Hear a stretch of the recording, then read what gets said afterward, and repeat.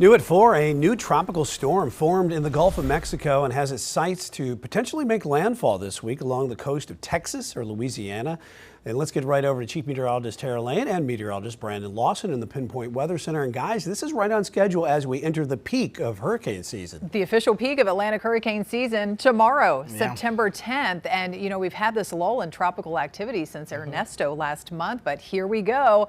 Things are heating up with Francine, which formed earlier today. Yeah, and it's got a lot of warm water to work with in the Gulf of Mexico. We're talking about really high sea surface temperatures and also limited wind shear too. So it's using that to really gain some strength. This storm likely will become a hurricane by the middle of the week. So definitely something we're watching. And I want to get you live out to New Orleans. Again, things quiet there now, but we do expect some heavy rain, likely some flooding concerns there. So they'll likely be making some preps as they prepare for what will likely be Hurricane Francine making landfall in Louisiana later this week. Already seeing impacts along the Gulf Coast. We've got this stalled boundary there that is causing some flooding concerns for them already today. So this stalled boundary is pulling up moisture as well, and that's creating some heavy rains for Louisiana, Mississippi, and all the way into southeastern Texas. And this is the same area that's likely going to be seeing Tropical Cyclone Francine as well. You can see Tropical Storm Francine right now as of the 2 p.m. update, 60-mile-per-hour sustained winds with this storm. And as we track it for you, looking at the latest forecast from the National Hurricane Center, it's going to make that northeasterly turn, kind of swivel back and forth for a second,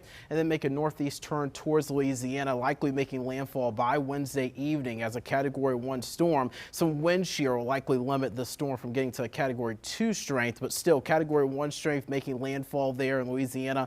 Still expecting significant impacts there. Likely a flood threat for parts of the Mid-South. So we're talking about Mississippi, up into Arkansas, western Tennessee, some areas to think about, to watch for some flooding later this week. And then as we get to the Carolinas, we'll likely see a little bit of moisture from that. Chief Meteorologist Tara Lane will be getting into that weekend forecast momentarily. First, let's talk about the impacts we're seeing in Louisiana.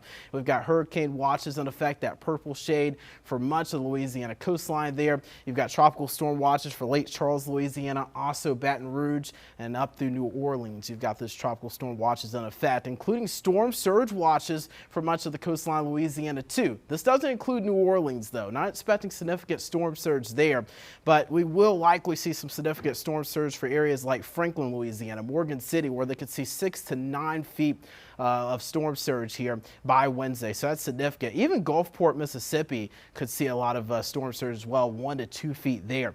The big concern, though, is going to be flooding. Although Baton Rouge, New Orleans, they aren't seeing a bunch of storm surge from it. Look at the flood threat for Wednesday. That's a level 3 out of 4 risk for flooding on Wednesday, and even goes up into Jackson, Mississippi. As you get up towards Memphis, likely a low-end flooding threat there. 2 other disturbances in the Atlantic. Keep an eye on these. We've got a southernmost disturbance coming off the coast of Africa. There was a 60% chance of tropical cyclone formation. Another one with a 70% tropical cyclone formation. So the tropics really heating up as we get closer to peak, which is actually tomorrow for hurricane season. Now